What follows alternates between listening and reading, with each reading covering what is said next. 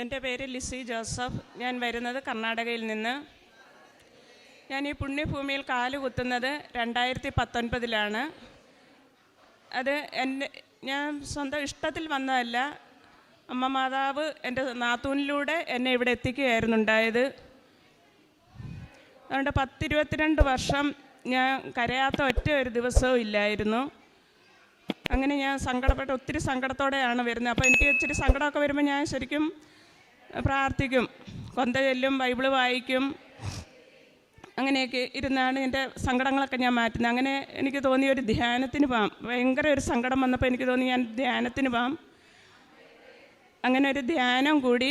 അപ്പോൾ അവിടെ കൗൺസിലിങ്ങിന് പറഞ്ഞത് അമ്മ മാതാവ് എൻ്റെ കൂടെയുണ്ട്, അമ്മ മാതാവ് എനിക്ക് വേണ്ടി കരയുന്നു എന്നുള്ളൊരു മെസ്സേജ് എനിക്ക് തന്നു. അങ്ങനെ ഞാനിവിടെ വരുമ്പോൾ ഇവിടുന്ന് ആദ്യ എൻട്രൻസിൽ തന്നെ ഒരു രക്തക്കണ്ണീരിൻ്റെ ഒരു മാതാവിൻ്റെ ഒരു ഫോട്ടോ ഞാൻ കണ്ടു.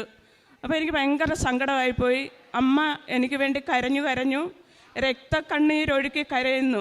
അങ്ങനെ എനിക്ക് ശരിക്കും ഞാൻ തകർന്ന ഒരു ഹൃദയത്തോടെയാണ് ഇവിടെ കയറി വരുന്നത്. കയറി വന്ന് ഞാൻ ഇവിടെ ഇരുന്നു. ഇവിടെ ഇരുന്ന് ഈ അമ്മ മാതാവിനെ ഒന്ന് നോക്കിയതേ ഉള്ളൂ ഞാൻ. അമ്മ മാതാവ് ഈ ഗ്ലാസ് പൊട്ടിച്ച് വന്ന് എന്നെ എടുക്കുന്ന ഒരു അനുഭവം എനിക്കുണ്ടായി.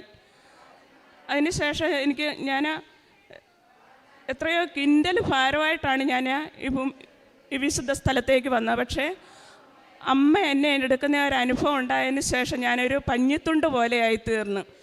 എനിക്ക് പിന്നെ ഒന്നും ഇവിടെ അറിയുന്നില്ല. ഞാനിവിടെ ഇങ്ങനെ ഒരു അന്തരീക്ഷത്തിൽ ഇങ്ങനെ പറന്ന് നടക്കുന്ന ഒരു അനുഭവമായിരുന്നു. അങ്ങനെ ഞാൻ വീട്ടിൽ പോയി. ഞാൻ അപേക്ഷകളൊന്നും എഴുതിയിട്ടില്ല, ഒന്നും ചെയ്തില്ല. ഞാനങ്ങ് വീട്ടിൽ പോയി. അപ്പോൾ അതിന് ശേഷം ഞാൻ അങ്ങനെ വീട്ടിൽ പോയി അമ്മ എൻ്റെ കൂടെ തന്നെ ഉണ്ടായിരുന്നു. എനിക്ക് പിന്നെ യാതൊരു വിധമായ ഒരു വിഷമോ ടെൻഷനോ ഒന്നുമില്ല. ഒരു നിമിഷം പോലും ഞാൻ സങ്കടപ്പെട്ടിട്ടില്ല. അമ്മ എൻ്റെ കൂടെ എല്ലാ കാര്യങ്ങളിലും അമ്മ എൻ്റെ കൂടെ തന്നെ ഉണ്ടായിരുന്നു. അങ്ങനെ ഇരുന്ന് ഞാൻ ആദ്യം ഇവിടുത്തെ പ്രാർത്ഥനകളോ ഒന്നും നോക്കിയതും എടുത്തു വന്നില്ല. അപ്പം ഞാൻ യൂട്യൂബ് ഓപ്പൺ ചെയ്ത് നോക്കുമ്പോഴല്ല എനിക്ക് കൃപാസനത്തിലെ ധ്യാനങ്ങൾ കിട്ടാൻ തുടങ്ങി.